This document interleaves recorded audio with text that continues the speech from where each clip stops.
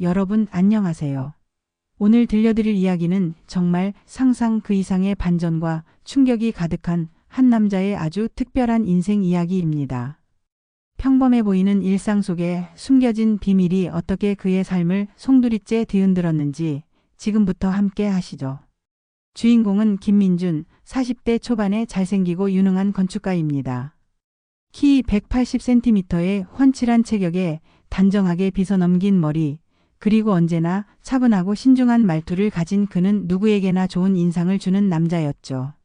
서울 강남에 있는 대형 건설 회사 드림건설의 설계팀장으로 일하는 민준은 동료들 사이에서도 인정받는 실력자였습니다. 민준의 하루는 항상 규칙적이었습니다. 매일 아침 6시에 일어나 30분간 홈트레이닝을 하고 7시에 아내 수진과 함께 간단한 아침 식사를 한 후 8시 30분에 집을 나서는 것이 그의 일과였죠. 회사에서는 항상 깔끔한 정장 차림으로 부하 직원들에게는 엄격하지만 공정했고 상사들에게는 믿음직한 팀장으로 평가받았습니다. 하지만 그의 완벽해 보이는 외모와 성공한 직장 생활 뒤에는 깊은 상처가 숨어 있었습니다. 민준은 12살 때 교통사고로 부모님을 모두 잃었거든요. 당시 민준과 함께 차에 타고 있던 부모님은 마주오던 트럭과의 정면 충돌로 즉사했고 민준만이 기적적으로 살아남았습니다. 그 사고 이후 민준은 친척 집을 전전하며 자랐고 고등학교를 졸업한 후에는 완전히 혼자가 되었죠. 가족이 없다는 건 이런 거구나. 민준은 어릴 적부터 그 허전함을 뼈저리게 느꼈습니다. 명절이면 친구들은 모두 가족들과 시간을 보내는데 자신만 혼자 남겨지는 외로움, 아플 때 돌봐줄 사람이 없는 쓸쓸함, 그리고 무엇보다 자신을 무조건적으로 사랑해줄 사람이 없다는 절망감까지. 민준은 그런 감정들을 마음 깊숙이 묻어두고 살아왔습니다. 대학 시절에도 민준은 늘 혼자였습니다. 학업에만 전념하며 우수한 성적을 유지했지만 다른 학생들처럼 MT나 술자리에는 참여하지 않았어요. 괜찮다. 나는 혼자서도 충분히 할 수 있어. 그렇게 스스로를 다독이며 건축학과를 수석으로 졸업한 민준은 곧바로 현재의 회사에 입사했습니다. 회사 생활 초기에도 민준은 동료들과 깊은 관계를 맺지 않으려 했습니다.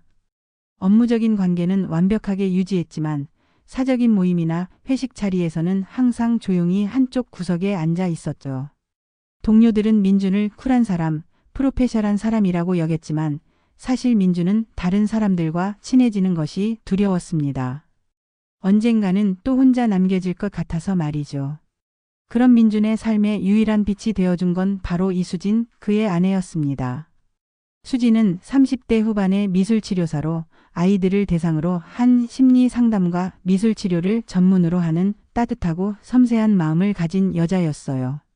키 165cm의 단아한 체구에 늘 환한 미소를 띠고 있는 수진은 민준과는 정반대의 성격이었습니다. 어디서든 사람들과 쉽게 어울리고 누구에게나 먼저 다가가 말을 거는 외향적인 성격의 소유자였죠. 두 사람의 첫 만남은 7년 전 민준의 대학 동기인 박성호의 결혼식에서였습니다. 그날 민준은 평소처럼 혼자 조용히 앉아 식사를 하고 있었는데 수진이 먼저 다가와 말을 걸었어요. 안녕하세요. 저는 신부 친구 이수진이에요. 혼자 앉아 계시길래 괜찮으시면 저희 테이블에서 같이 식사하실래요? 수진의 밝은 미소와 따뜻한 말투에 민준은 당황했습니다.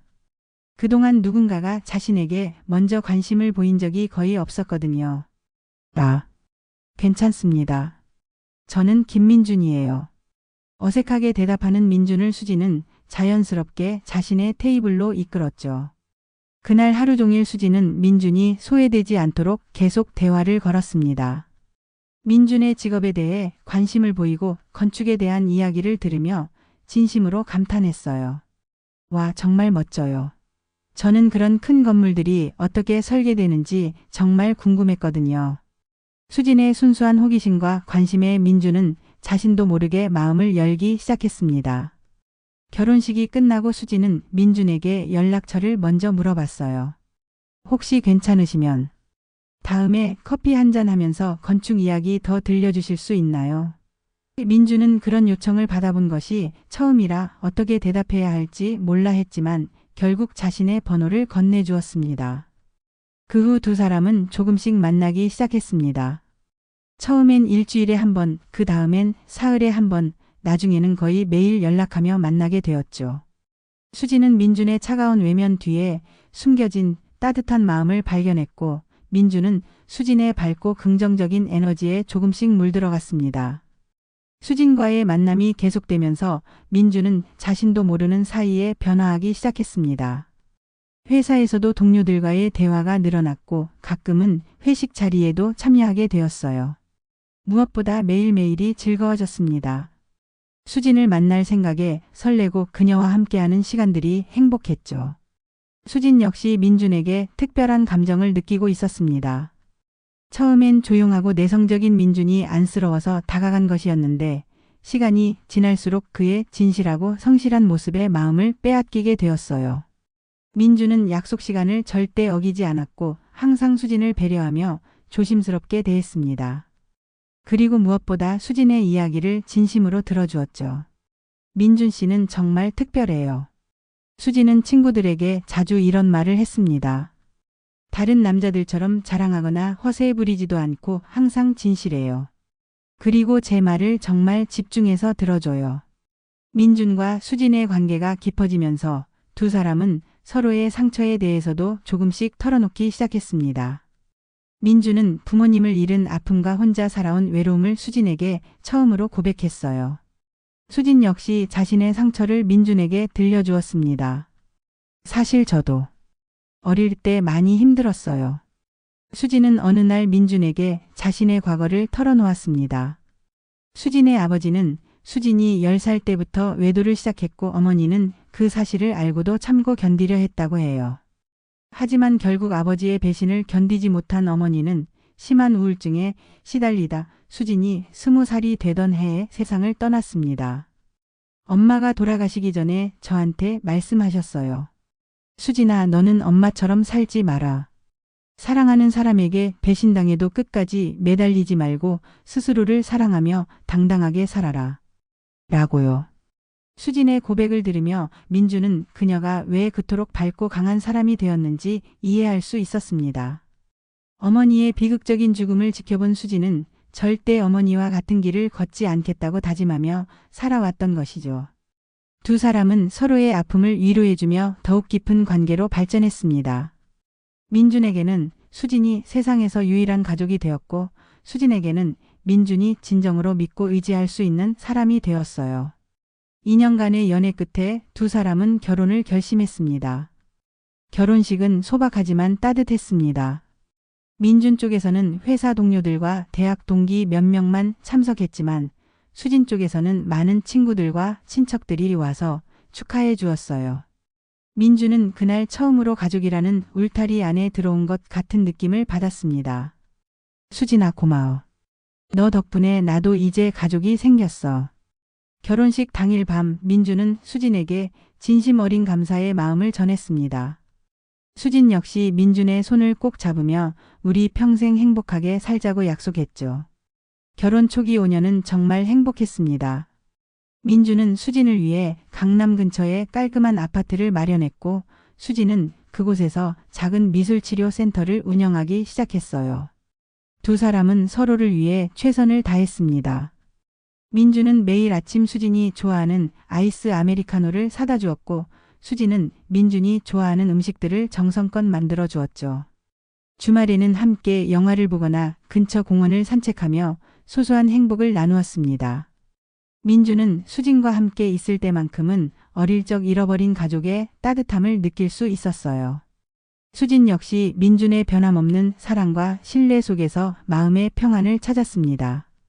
하지만 결혼 5년째 되던 해부터 두 사람 사이에 작은 그림자가 드리우기 시작했습니다. 바로 아이 문제였어요. 수진은 아이를 간절히 원했지만 좀처럼 임신이 되지 않았습니다. 병원에서 검사를 받아봐도 두 사람 모두 의학적으로는 문제가 없다는 결과만 나왔죠.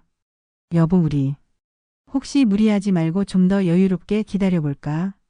민준은 아이가 생기지 않는 것에 대해 크게 스트레스 받지 않으려 했습니다. 하지만 수진은 달랐어요.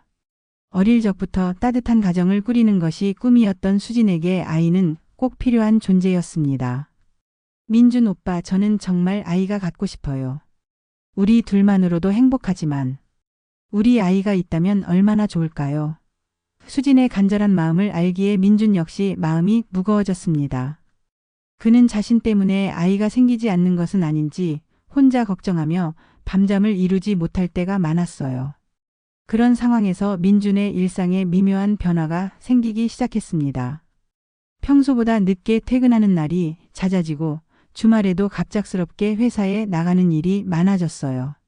처음에 수진은 민준이 승진을 위해 더 열심히 일하는 것이라고 생각했습니다. 여보, 요즘 정말 바쁘구나. 몸은 괜찮아?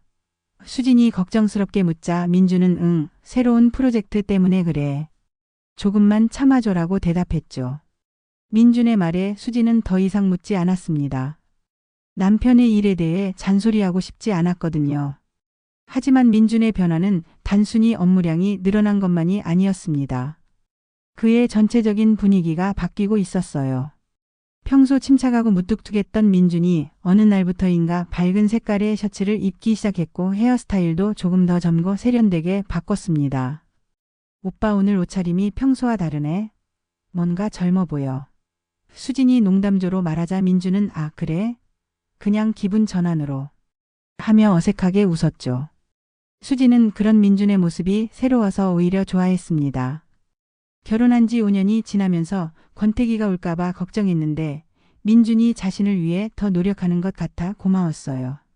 그런데 며칠 후 수진은 민준의 양복 주머니에서 이상한 것을 발견했습니다. 빨래를 하려고 민준의 재킷을 확인하는데 주머니에서 여자용 손수건이 나온 거예요. 그것도 수진이 사용하는 브랜드가 아닌 고급 브랜드의 손수건이었습니다. 더욱 이상한 건 그 손수건에 연한 핑크색 립스틱 자국이 묻어 있었다는 거였죠. 이게 뭐지? 수진은 당황스러웠습니다. 자신은 이런 브랜드의 손수건을 가진 적이 없었고 무엇보다 평소 진한 레드 립스틱만 바르는 수진의 것이 아님이 확실했어요. 수진은 민준이 집에 돌아오자마자 물어봤습니다. 여보, 이거 어디서 난 거야? 수진이 손수건을 들어보이자 민준의 얼굴이 순간 굳어졌습니다. 나 그거 회사에서 회식할 때 누군가 흘린 것 같아. 주웠는데 깜빡했네. 민준은 급하게 손수건을 가져가며 내일 회사에 가져가서 찾아보겠다고 말했죠. 수진은 민준의 설명이 이상했지만 더 이상 묻지 않았습니다. 하지만 마음 한구석에 불안함이 자리 잡기 시작했어요. 설마 민준 오빠가? 라는 생각이 스쳤지만 수진은 고개를 저었습니다. 자신의 남편을 의심하고 싶지 않았거든요. 그런데 이상한 일들이 계속 이어졌습니다. 어느 날 민준의 핸드폰에 문자 메시지가 왔는데 발신자명이 산부인과였어요. 건강검진 결과 안내라는 제목의 메시지였는데 내용을 보니 임신검사 예약에 관한 내용이었습니다. 여보, 이 문자 뭔가요? 수진이 의아해하며 묻자 민준은 당황한 기색을 보였습니다. 아, 그거. 사촌 동생이 임신했는데 예약을 도와달라고 해서 내 핸드폰으로 받으려고 그랬어. 민준의 설명을 들으며 수진은 고개를 끄덕였지만 뭔가 석연치 않았어요. 민준에게 그런 사촌 동생이 있다는 이야기를 들어본 적이 없었거든요. 오빠 사촌 중에 결혼한 사람이 있었어요. 수진이 조심스럽게 물었습니다. 민준은 잠시 침묵하더니 아, 멀리 사는 사촌인데 자주 연락하지 않아서 너한테 이야기한 적이 없었나 보다라고 대답했죠. 수진은 민준의 말을 믿고 싶었지만 뭔가 이상하다는 느낌을 지울 수 없었습니다. 민준은 평소 자신의 모든 것을 수진에게 털어놓는 사람이었는데 가족에 관한 이야기를 숨길 이유가 없었거든요. 더욱이 민준은 어릴 적 부모님을 잃고 혼자 자란 사람이라 친척들과는 거의 연락하지 않는다고 했었는데 수진의 불안감은 날이 갈수록 커져갔습니다. 민준이 평소와 다른 행동을 할 때마다 그녀의 마음은 무거워졌어요. 특히 민준이 매일 아침 사다 주던 아이스 아메리카노를 깜빡하는 일이 잦아졌을 때는 정말 이상했습니다. 여보, 오늘도 커피 안 사왔네? 수진이 물으면 민준은 아, 미안. 회의 준비하느라 깜빡했어라며 사과했지만 그런 일이 일주일에 서너 번씩 반복되자 수지는 의심을 하지 않을 수 없었어요. 5년 동안 한 번도 빼먹지 않던 민준이 갑자기 자주 깜빡한다는 게 이상했거든요. 그리고 민준의 출근 시간도 변했습니다. 평소보다 30분 정도 일찍 집을 나서기 시작했어요. 오늘도 일찍 가네? 수진이 묻자 민준은 요즘 아침 회의가 많아져서라고 설명했지만 수진은 민준의 회사가 보통 9시 30분부터 업무를 시작한다는 걸 알고 있었습니다. 무엇보다 수진을 불안하게 만든 건 민준의 핸드폰 사용 패턴이었어요. 예전에는 집에서 핸드폰을 자유롭게 사용했던 민준이 어느 날부터인가 화장실에 갈 때도 샤워할 때도 핸드폰을 가지고 다니기 시작했습니다. 그리고 핸드폰 화면을 아래로 향하게 놓는 습관도 생겼어요. 오빠 왜 요즘 핸드폰을 항상 들고 다녀요? 수진이 농담조로 물었을 때 민준은 회사 업무 때문에 급한 연락이 올까 봐라고 대답했지만 그의 표정이 어색했습니다. 수진은 자신이 남편을 의심하고 있다는 사실에 죄책감을 느꼈어요. 내가 너무 예민한 건 아닐까? 민준 오빠를 믿어야 하는데. 하지만 어머니의 비극적인 죽음을 지켜본 수진에게는 남편의 외도에 대한 두려움이 남들보다 클 수밖에 없었습니다. 그러던 어느 날 수진은 결정적인 장면을 목격하게 됩니다. 민준이 야근한다고 한 날 밤 우연히 그의 회사 근처를 지나가게 된 수진은 민준의 차가 주차장에 없다는 걸 발견했어요. 시계를 보니 밤 10시였습니다. 민준은 분명 아직 회사에서 일하고 있다고 했는데 수진은 떨리는 손으로 민준에게 전화를 걸었습니다. 여보 지금 뭐해? 아직 회사야. 오늘 프로젝트 마감이라 늦을 것 같아. 먼저 자. 민준의 목소리는 평소와 같았지만 수진은 텅 빈 주차장을 보며 충격을 받았습니다. 민준이 자신에게 거짓말을 하고 있다는 걸 확인한 순간이었죠. 그날 밤 수진은 잠을 이루지 못했습니다. 민준 오빠가 나한테 거짓말을 했어. 도대체 지금 어디서 뭘 하고 있는 거지? 온갖 나쁜 생각들이 머릿속을 맴돌았어요. 혹시 민준이 다른 여자와 만나고 있는 건 아닐까?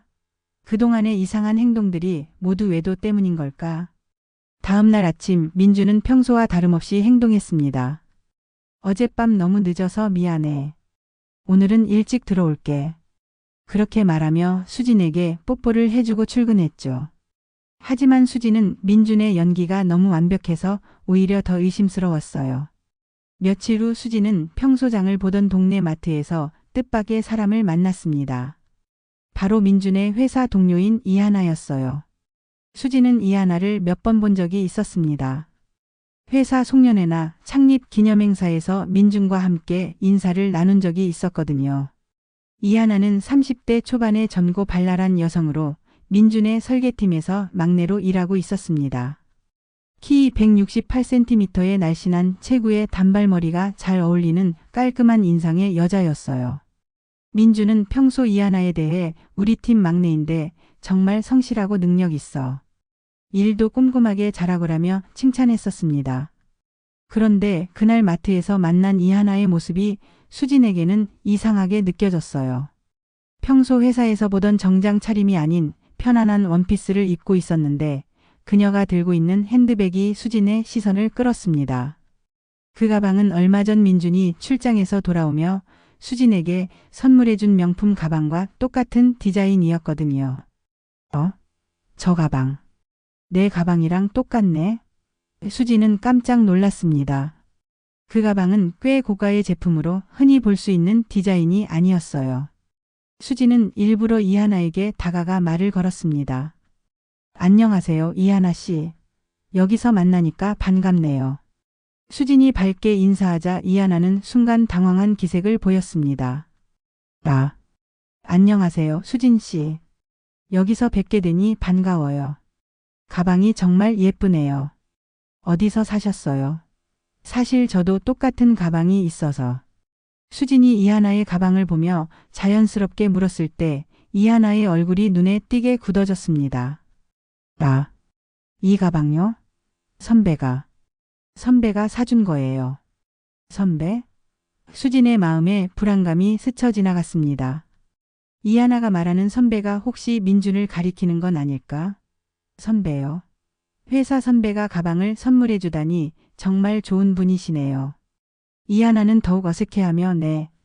그냥 프로젝트를 성공적으로 끝냈다고 격려 차원에서 하고 말끝을 흐렸습니다. 수지는 이하나의 반응이 너무나 이상하다고 느꼈어요. 단순한 격려 선물치고는 너무 비싼 가방이었고 무엇보다 이하나가 극도로 긴장하고 있는 게 느껴졌거든요. 그 선배분이 정말 좋으신가 보네요. 이런 비싼 가방을 혹시 제가 아는 분일까요? 수진이 조심스럽게 물었을 때 이하나는 아니에요. 다른 부서 선배예요 라며 급하게 대답했습니다.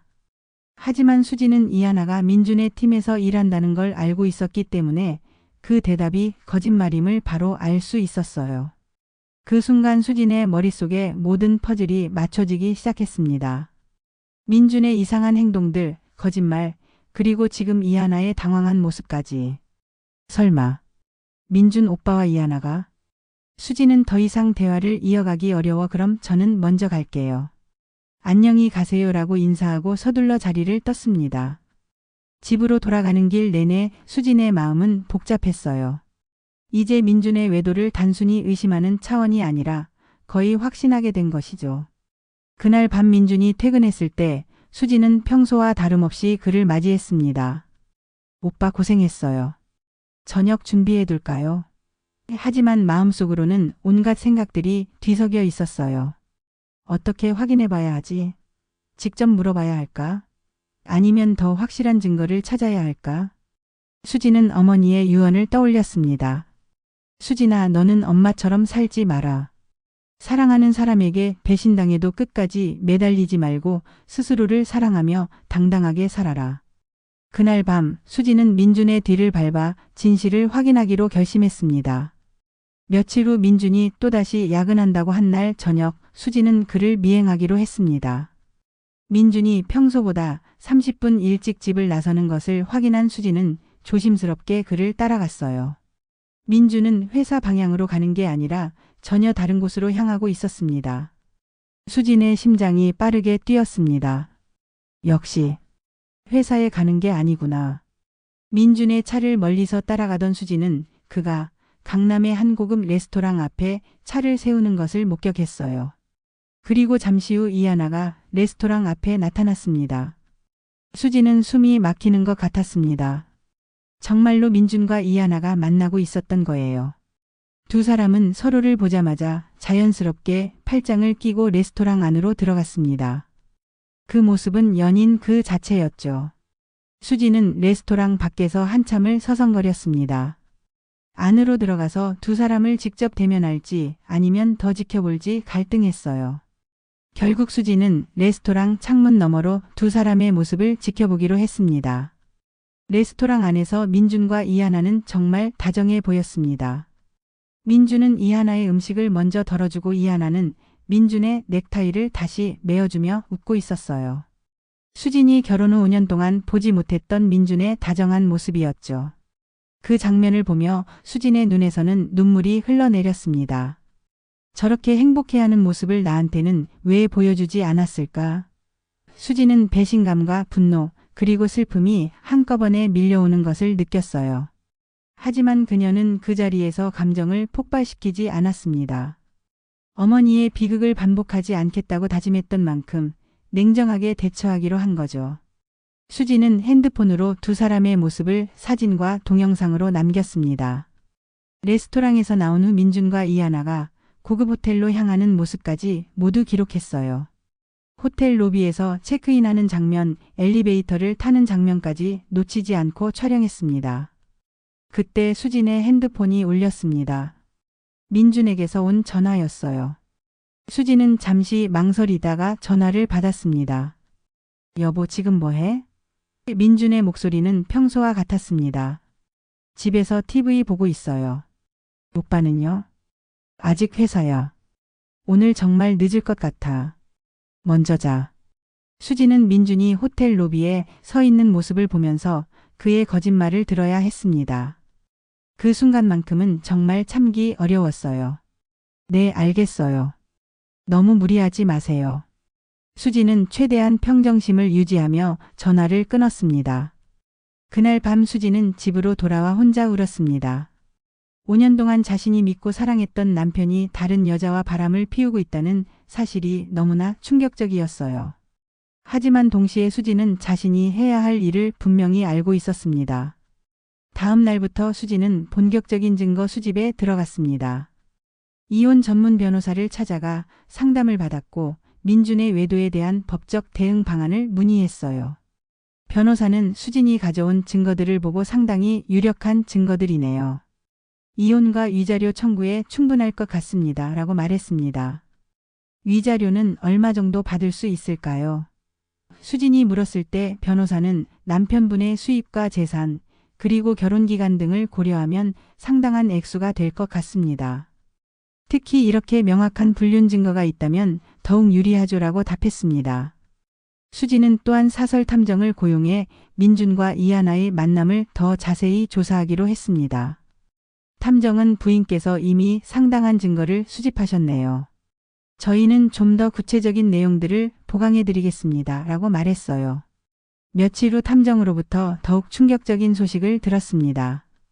민준과 이하나의 만남이 단순히 몇 차례가 아니라 거의 6개월간 지속되어 왔다는 것이었죠.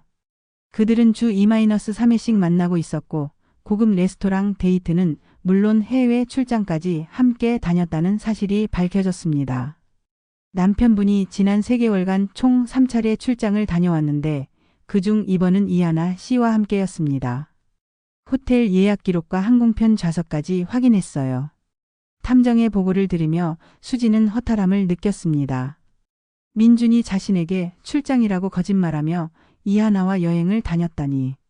더욱 충격적인 건 민준이 이하나에게 준 선물들의 규모였습니다. 수진이 받은 명품 가방과 똑같은 가방은 물론 고급 시계, 목걸이, 심지어 자동차까지. 민준이 이하나에게 쓴 돈이 지난 6개월간 총 3천만 원이 넘는다는 탐정의 보고를 들으며 수지는 분노가 치밀어 올랐습니다. 내가 아이 때문에 스트레스 받고 있을 때 이 사람은 다른 여자와 호화롭게 지내고 있었구나. 수지는 자신이 얼마나 바보 같았는지 깨달았어요. 민준이 늦게 들어올 때마다 따뜻한 음식을 준비해두고 기다렸던 자신이 한심하게 느껴졌습니다. 탐정은 마지막으로 충격적인 정보를 하나 더 전해줬습니다. 민준 씨가 이하나 씨 명의로 오피스텔을 계약했습니다. 월세 200만 원짜리 고급 오피스텔이에요. 그리고 이하나 씨의 부모님께도 매달 생활비를 보내고 있다는 정황을 포착했습니다. 수지는 더 이상 들을 수 없었습니다. 민준이 단순히 바람을 피우는 차원이 아니라 아예 이하나와 살림을 차리고 있다는 뜻이었거든요. 그 돈들, 우리 집 돈이겠죠? 수진이 떨리는 목소리로 물었을 때 탐정은 네, 남편분의 계좌에서 빠져나간 것이 확실합니다. 라고 답했습니다. 모든 증거를 수집한 수지는 마침내 민준과 대면하기로 결심했습니다. 하지만 그 전에 이하나를 먼저 만나보고 싶었어요. 상대방이 어떤 생각으로 남의 남편과 바람을 피웠는지 직접 들어보고 싶었거든요. 수지는 이하나가 일하는 민준의 회사 앞에서 기다렸습니다. 퇴근 시간이 되자 이하나가 나타났어요. 수지는 이하나에게 다가가 말을 걸었습니다. 이하나 씨, 잠시 이야기 좀 할 수 있을까요? 이하나는 수진을 보자마자 얼굴이 새파랗게 질렸습니다. 수진 씨? 여기 왜? 제 남편과의 관계에 대해 이야기하고 싶어요. 조용한 곳에서 대화해요. 둘은 근처 카페로 자리를 옮겼습니다. 수지는 차분하게 이하나와 마주 앉아 말문을 열었어요. 이하나 씨, 저는 모든 걸 알고 있어요. 민준 오빠와 당신의 관계, 지난 6개월간 있었던 모든 일들. 증거도 다 있고요. 이하나는 아무 말도 하지 못하고 고개만 숙이고 있었습니다. 수지는 계속해서 말했어요. 궁금한 게 있어요. 왜 하필 남의 남편이었을까요? 당신 같은 젊고 예쁜 여자가 얼마든지 좋은 사람을 만날 수 있을 텐데. 이하나는 한참 후에야 입을 열었습니다. 죄송해요. 정말 죄송해요. 저도 이렇게 될 줄은 몰랐어요. 이렇게 될 줄 몰랐다고요? 6개월간 호텔에 가고 여행까지 다니면서 모르셨다고요? 이하나의 눈에서 눈물이 흘러내렸습니다. 민준 선배가 너무 외롭다고 했어요. 집에서 아이 문제로 스트레스 받고 있다고. 저한테만 마음을 털어놓을 수 있다고. 수지는 이하나의 말을 듣고 더욱 분노했습니다. 민준이 자신과의 사적인 문제를 다른 여자에게 털어놓았다는 것도 충격적이었고 그것을 빌미로 바람을 피웠다는 게 더욱 용서할 수 없었어요. 그래서 남의 남편을 위로해 주신 건가요? 3천만 원어치 선물도 받으시면서요. 이하나는 더 이상 변명하지 못하고 울기만 했습니다. 수지는 그런 이하나를 보며 한심함을 느꼈어요. 이런 어린애 같은 여자한테 내 남편을 빼앗겼다니. 대화를 마친 수지는 이하나에게 마지막으로 경고했습니다. 이하나 씨, 제가 법적 대응을 준비하고 있다는 걸 알아두세요. 상간녀로 고소할 예정이고 그동안 받은 선물들도 모두 반환하셔야 할 거예요. 이하나는 더욱 창백해진 얼굴로 수진 씨, 제발 용서해 주세요. 제가 잘못했어요 라며 빌었지만 수지는 단호했습니다. 이미 너무 늦었어요. 그날 밤 민준이 집에 돌아왔을 때 수지는 거실에서 그를 기다리고 있었습니다. 테이블 위에는 그동안 수집한 모든 증거들이 정리되어 있었어요. 사진, 동영상, 호텔 영수증, 선물 구매 내역까지. 여보 왜 아직 안 자고? 민준은 증거들을 보자마자 말을 멈췄습니다. 그의 얼굴이 순식간에 굳어졌죠. 안 자요. 수진의 목소리는 차갑고 단호했습니다. 이야기할 게 있어요. 민준은 천천히 수진 맞은편에 앉았습니다. 수진은 조용히 말문을 열었어요. 6개월이었네요. 이하나와 바람 피운 게. 호텔비, 선물값, 오피스텔 보증금까지 합하면 총 5천만 원 정도 쓰신 것 같던데 맞나요? 민준은 아무 말도 하지 못했습니다. 모든 것이 들통난 상황에서 변명할 여지가 없었거든요. 내가 아이 때문에 스트레스 받는다고? 그게 바람 피울 이유가 됐다고? 수진의 목소리가 점점 높아졌습니다. 5년 동안 당신을 믿고 사랑했는데 이게 내가 받을 대접이야. 민준은 고개를 푹 숙이고 미안해. 정말 미안해라고만 반복했습니다. 미안하다고? 지금 미안하다고 하면 모든 게 해결돼? 수지는 더 이상 참을 수 없었어요. 당신이 다른 여자랑 호텔 가고 여행 다니고 선물 사주는 동안 나는 뭐였어? 바보였어? 민준이 드디어 고개를 들었습니다. 수진아, 내가 정말 잘못했어. 변명할 여지가 없어. 하지만 뭐? 또 변명하려고? 아니야. 변명은 아니고. 나도 모르게 이렇게 됐어. 처음엔 정말 업무적인 관계였는데. 수지는 민준의 말을 끊어버렸습니다. 6개월간 모르게 됐다고? 호텔 예약하고 선물 사고 여행 계획 세우는 것도 모르게 됐다고? 민준은 더 이상 할 말이 없었습니다. 수지는 마지막으로 통보했어요. 내일 이혼 서류 준비할 거예요. 위자료와 재산 분할, 그리고 이하나한테는 상간녀 소송 걸 거고요. 당신이 협조적으로 나오시면 조용히 정리하겠지만 그렇지 않으면 끝까지 갈 생각이에요. 민준은 무릎을 꿇고 수진에게 빌기 시작했습니다. 수진아, 제발. 한 번만 용서해줘. 내가 정말 잘못했어. 이하나와는 완전히 끝낼게. 제발. 하지만 수진의 마음은 이미 돌아선 뒤였습니다. 늦었어요.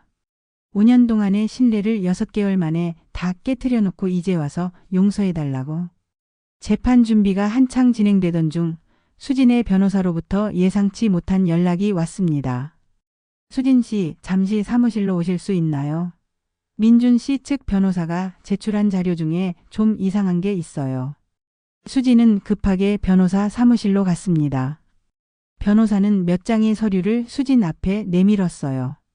이게 뭔가요? 수진이 물었을 때 변호사는 심각한 표정으로 답했습니다. 민준 씨와 이하나 씨의 출생증명서예요. 그리고 DNA 검사 결과서도 있고요. 수진은 서류를 자세히 살펴봤지만 무슨 의미인지 이해할 수 없었어요. 이게 재판과 무슨 상관이 있나요?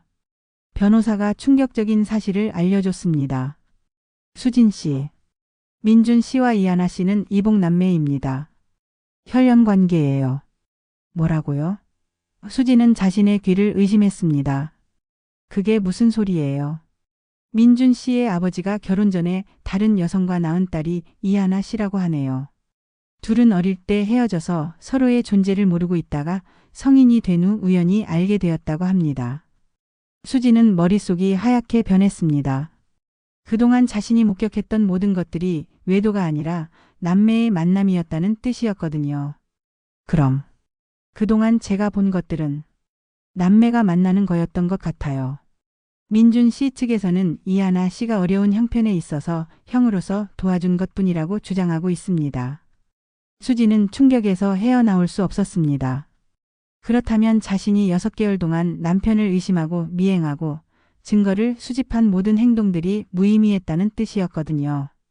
변호사는 계속해서 설명했습니다. 호텔 출입도 이하나 씨가 지방에서 올라와서 하루 묵어갈 곳이 필요해서였다고 하고 함께 여행을 간 것도 이하나 씨 어머니가 지방에 계셔서 문안 인사를 드리러 간 것이라고 해요. 그럼 선물들은요? 3천만 원 넘게 쓴 건 어떻게 설명하죠? 어려운 형편의 동생을 돕기 위해서였다고 합니다. 오피스텔 보증금도 이하나 씨가 서울에서 직장 생활을 할 수 있도록 형이 도와준 거라고 하네요. 그날 저녁 수지는 민준과 다시 마주 앉았습니다. 이번에는 외도에 대한 추궁이 아니라 진실을 확인하기 위해서였어요. 민준 오빠. 이하나가 오빠 동생이라는 게 정말인가요? 민준은 고개를 끄덕였습니다. 응. 미안해. 너한테 숨겨서. 왜 말하지 않았어요? 나는 오빠 아내인데. 민준은 깊은 한숨을 쉬었습니다. 무서웠어. 너마저 날 떠날까봐. 무슨 소리예요? 내가 어릴 때부터 혼자 살았잖아. 가족이 없다는 게 얼마나 외로운지 너도 알잖아. 그런데 갑자기 동생이 나타났어. 처음엔 믿을 수 없었어. 아버지가 돌아가시기 전에 남긴 편지에서 이하나의 존재를 알게 됐거든. 수지는 민준의 이야기를 조용히 들었습니다. 이하나는 아버지가 결혼하기 전에 다른 여자와 사귀면서 생긴 아이였어. 하지만 그 여자가 아버지 몰래 이하나를 낳고 혼자 키웠던 거야. 아버지도 자신에게 딸이 있다는 걸 나중에 알게 되었지만 이미 우리 어머니와 결혼한 후라 공개할 수 없었던 거지. 그럼 언제부터 이하나를 알았어요? 2년 전이야. 아버지 유품을 정리하다가 편지를 발견했거든. 거기에 이하나의 출생신고서 사본과 함께 내가 못다한 아버지 역할을 민준이가 해줬으면 좋겠다는 내용이 적혀 있었어. 수지는 그제야 상황을 이해하기 시작했습니다. 그래서 이하나를 찾아간 거구나. 처음엔 정말 조심스러웠어. 어떻게 접근해야 할지 모르겠더라고. 그런데 이하나가 우리 회사에 입사한 거야. 정말 운명 같았어. 민주는 계속해서 설명했습니다. 이하나는 혼자 사는 어머니와 둘이서만 살고 있었어. 정말 어려운 형편이었지. 어머니는 아프시고 이하나는 대학 졸업하고도 제대로 된 직장을 구하지 못해서 아르바이트로 연명하고 있었거든. 그래서 도와준 거예요. 그래. 처음엔 어떻게 접근해야 할지 몰라서. 그냥 직장 선배로서 도움을 주기 시작했어. 밥도 사주고 일도 챙겨주고. 그런데 이하나가 점점 나를 의지하기 시작하더라고. 수지는 복잡한 심정이었습니다. 남편이 바람을 피웠다고 생각했는데 사실은 동생을 돌보고 있었다니. 그럼 왜 나한테 말하지 않았어요? 솔직히 말했다면 이해했을 텐데. 민준의 눈에서 눈물이 흘러내렸습니다. 무서웠어, 수진아. 내가 평생 혼자 살다가 너를 만나서 처음으로 가족이라는 걸 알게 됐잖아. 그런데 갑자기 내게 진짜 혈육이 나타났다고 하면 너가 소외감을 느낄까봐 아니면 내가 너보다 이하나를 더 소중히 여길까봐 걱정할까봐. 오빠. 그리고 이하나한테 돈을 써야 하는 상황들이 계속 생기니까 너한테 미안하기도 하고 우리가 아직 아이도 없는데 다른 데 돈을 쓴다고 하면 기분 나빠할까봐. 수지는 민준의 마음을 이해할 수 있었습니다. 하지만 동시에 서운함도 컸어요. 그래도 부부인데 이런 중요한 일을 왜 혼자 결정했어요? 정말 미안해. 나도 어떻게 해야 할지 모르겠었어. 이하나는 내 유일한 혈육이고 너는 내가 세상에서 가장 사랑하는 사람이고 둘 다 잃고 싶지 않아서. 그때 수지는 변호사가 했던 말이 떠올랐습니다. 그런데 오빠, 이하나를 도우는데 쓴 돈이 너무 많아요. 개인 자산으로는 설명이 안 된다고 변호사가 그랬어요. 민준의 얼굴이 창백해졌습니다. 그는 한참을 망설이다가 입을 열었어요. 수진아, 내가 정말 큰 잘못을 했어. 무슨 잘못이요? 회사 돈을 썼어. 수지는 충격을 받았습니다. 횡령했다는 뜻이에요. 이하나 어머니가 갑자기 큰 수술을 해야 한다고 했어. 수술비가 3천만 원이나 필요했는데 내 개인 돈으로는 부족했거든. 그래서 회사 프로젝트 자금을 잠시 빌려 쓰고 나중에 갚으려고 했어. 오빠, 그게 얼마예요? 총 8천만 원이야. 수지는 더 이상 할 말이 없었습니다. 남편의 외도라고 생각했던 일이 사실은 동생을 위한 희생이었다는 것도 놀라웠는데 그 과정에서 횡령까지 저질렀다니. 며칠 후 민준의 횡령 사실이 회사에 발각되었습니다. 내부 감사에서 프로젝트 자금의 유용이 드러난 것이었죠. 민준은 즉시 해고되었고 회사 측은 형사고발을 예고했습니다. 수지는 급하게 민준의 변호사를 찾아갔습니다. 변호사님, 제 남편이 어떻게 될까요? 횡령 금액이 8천만 원이면 3년 이상의 징역은 각오하셔야 할 것 같습니다. 다만 가족을 위한 일이었다는 점, 그리고 진심으로 반성하고 있다는 점을 참작받을 수는 있겠죠. 제가 할 수 있는 일이 있을까요? 우선 횡령한 돈을 최대한 빨리 변제하는 게 중요해요. 그래야 양형에 도움이 됩니다. 수지는 그날부터 돈을 모으기 시작했습니다.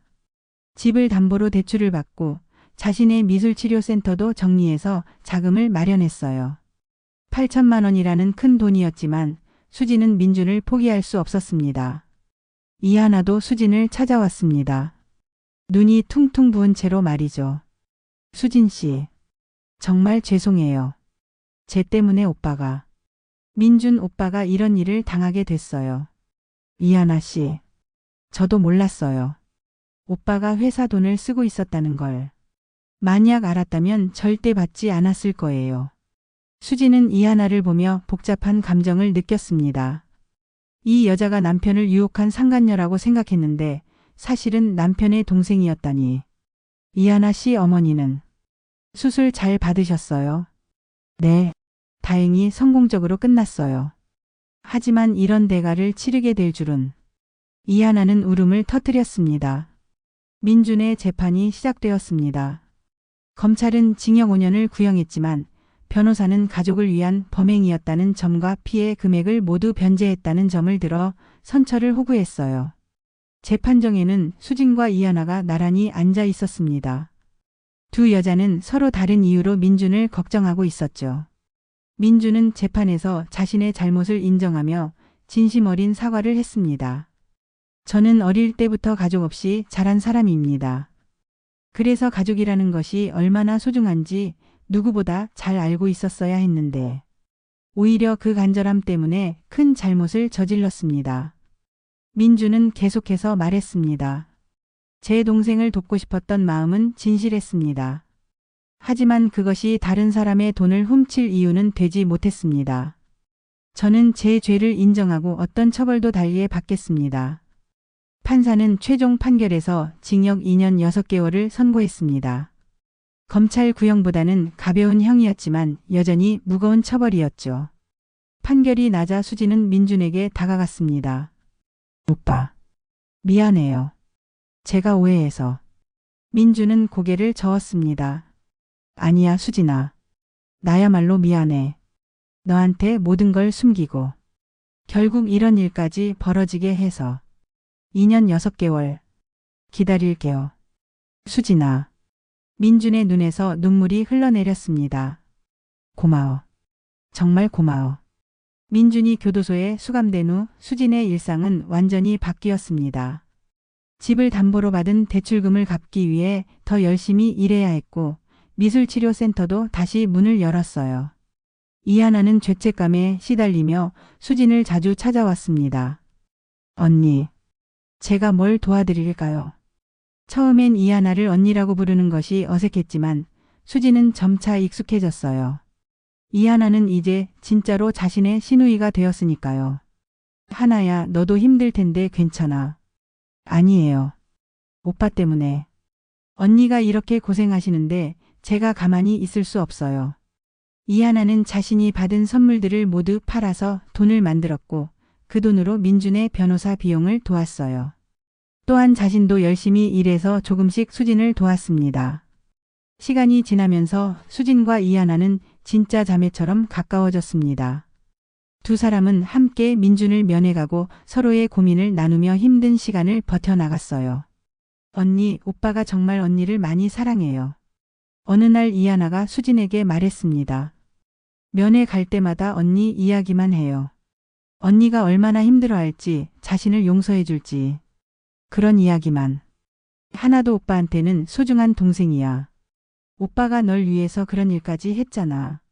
하지만 그게 잘못된 일이었어요. 저 때문에 오빠 언니가 이렇게 고생하게 됐는걸요. 수지는 이하나의 어깨를 토닥여줬습니다. 하나야, 이제 그런 말 하지 마. 우리는 가족이야. 민주는 모범수로 생활하며 1년 8개월 만에 가석방되었습니다. 출소하는 날 수진과 이하나가 함께 그를 맞이했어요. 수진아. 민주는 수진을 보자마자 울음을 터뜨렸습니다. 오빠 고생했어요. 이하나도 민준을 보며 오빠 정말 죄송해요. 쟤 때문에. 라고 말했지만 민주는 고개를 저었습니다. 하나야, 내가 선택한 일이야. 후회하지 않아. 세 사람은 포옹하며 서로의 그리움을 나누었습니다. 민준의 출소 후 그들의 삶은 새롭게 시작되었습니다. 민준은 큰 회사에 다시 취직하기는 어려웠지만 작은 건축 사무소를 차려 성실하게 일했어요. 수진도 미술치료센터를 확장하며 안정적인 수입을 올렸습니다. 이하나는 오빠와 언니의 은혜에 보답하기 위해 더욱 열심히 일했고 몇 년 후에는 자신만의 작은 회사를 차릴 수 있게 되었어요. 민준이 출소한 지 1년이 지난 어느 날 수진에게 특별한 소식이 찾아왔습니다. 바로 임신이었어요. 여보, 나 아기가 생겼어. 수진이 떨리는 목소리로 말하자 민주는 믿을 수 없다는 표정을 지었습니다. 정말, 정말이야? 응. 병원에서 확인했어. 민준과 수진은 서로 얼싸안고 기쁨의 눈물을 흘렸습니다. 그토록 바라던 아이가 드디어 찾아온 것이었어요. 이하나도 이 소식을 듣고 정말 기뻐했습니다. 언니, 오빠 정말 축하해요. 제가 이모가 되는 거네요. 하나야, 고마워. 정말 고마워. 아이가 태어나자 민준과 수진의 집에는 웃음소리가 끊이지 않았습니다. 이하나는 최고의 이모가 되어 조카를 돌보는데 열심이었어요. 오빠, 언니 정말 행복해 보여요. 이하나가 조카를 안으며 말했습니다. 하나야, 너도 곧 좋은 사람 만날 거야. 실제로 이하나는 얼마 후 자신의 회사에서 만난 좋은 남자와 연애를 시작했습니다. 민준과 수진은 이하나의 연애를 진심으로 응원했어요. 시간이 흘러 민준과 수진의 아이는 건강하게 자라났고 이하나도 결혼해서 자신만의 가족을 이루었습니다. 두 가족은 자주 만나며 진정한 가족의 모습을 보여줬어요. 명절이나 생일 같은 특별한 날이면 모든 가족들이 모여 함께 시간을 보냈습니다. 민주는 그런 순간들이 꿈만 같다고 말했어요. 어릴 때부터 가족이 없어서 외로웠는데 이제는 이렇게 큰 가족이 생겼네. 수진도 민준의 말에 공감했습니다. 정말 그래요. 힘든 시간도 있었지만 결국 우리는 더 강한 가족이 됐어요. 이하나의 남편도 민준과 수진을 친형, 친누나처럼 따랐고 아이들은 삼촌, 이모와 함께하는 시간을 가장 좋아했습니다. 민주는 과거를 돌아보며 자신이 얼마나 많은 실수를 했는지 깨닫게 되었습니다. 수진아, 내가 처음부터 너한테 솔직하게 말했다면 이런 일들이 일어나지 않았을 텐데. 그래요. 하지만 그 일들이 있었기 때문에 우리가 더 서로를 이해하게 된 것 같아요. 수진도 자신의 변화를 느꼈습니다. 처음에는 어머니처럼 되지 않겠다는 생각에 너무 성급하게 판단했었는데 이제는 좀 더 인내심을 갖고 상대방의 입장을 이해하려고 노력하게 되었어요. 내가 너무 의심이 많았나 봐. 오빠를 좀 더 믿었어야 했는데. 아니야. 내가 숨긴 게 잘못이었어. 부부 사이에 비밀이 있으면 안 되는 거구나. 두 사람은 서로의 잘못을 인정하고 더 나은 부부가 되기 위해 노력했습니다. 시간이 지나면서 민준과 수진 그리고 이하나는 자신들의 경험을 바탕으로 사회에 도움이 되는 일들을 시작했습니다. 수진은 자신의 미술치료센터를 통해 가족 문제로 고민하는 사람들을 상담해주기 시작했어요. 특히 의사소통 부족으로 인한 부부 갈등을 해결하는 데 큰 역할을 했습니다. 제 경험을 통해서 느낀 건데 가족 간에는 솔직한 소통이 가장 중요해요. 수지는 상담을 받는 부부들에게 자주 이런 조언을 해줬습니다. 민준도 자신의 건축사무소에서 어려운 형편의 가족들을 위한 주택 설계를 무료로 해주는 봉사활동을 시작했어요. 과거 자신의 잘못을 속죄하는 마음으로 말이죠. 이하나는 자신의 회사를 통해 한부모 가정이나 어려운 환경의 청년들에게 취업 기회를 제공하는 프로그램을 운영했습니다. 10년이 흐른 후 민준과 수진의 가족은 완전히 새로운 모습이 되어 있었습니다. 민준의 건축사무소는 지역에서 유명해졌고 수진의 미술치료센터는 여러 지점을 두게 될 만큼 성장했어요.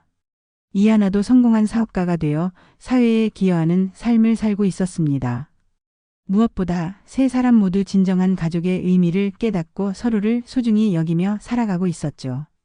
어느 일요일 오후 세 가족이 모두 모인 자리에서 민준이 말했습니다. 정말 감사해. 내가 실수투성이었는데도 이렇게 완전한 가족을 이룰 수 있게 해줘서. 수진이 민준의 손을 꼭 잡았습니다. 우리 모두 서로에게 소중한 존재예요. 힘든 시간이 있었지만 그 시간들이 우리를 더 강하게 만들어준 것 같아요. 이하나도 웃으며 말했습니다. 오빠 언니 덕분에 저도 진정한 가족의 사랑을 알게 됐어요. 정말 고마워요. 아이들은 어른들의 대화는 잘 이해하지 못했지만 가족들이 서로 사랑한다는 것만큼은 확실히 느끼고 있었어요. 그날 저녁 모든 가족이 헤어진 후 민준과 수지는 둘만의 시간을 가졌습니다. 여보, 우리 정말 많은 일을 겪었네. 수진이 민준의 어깨에 기대며 말했습니다. 그래. 하지만 후회하지 않아. 그 모든 일들이 있었기 때문에 지금의 우리가 있는 거니까. 맞아요. 이제는 정말 행복해요. 밖에서는 별들이 반짝이고 있었고 집 안에는 따뜻한 불빛이 가득했습니다. 민준과 수진 그리고 이하나가 만들어낸 이 완벽한 가족의 이야기는 많은 사람들에게 진정한 사랑과 용서 그리고 가족의 의미가 무엇인지를 깨닫게 해주었습니다. 오해와 의심으로 시작된 이야기는 결국 더 깊은 사랑과 이해로 마무리되었고 세 사람은 각자의 자리에서 더 나은 사람이 되어 행복하게 살아갔습니다. 그들의 이야기는 단순한 불륜 의혹에서 시작되었지만 결국 가족의 진정한 의미와 용서의 힘 그리고 소통의 중요성을 보여주는 감동적인 이야기로 완성되었습니다.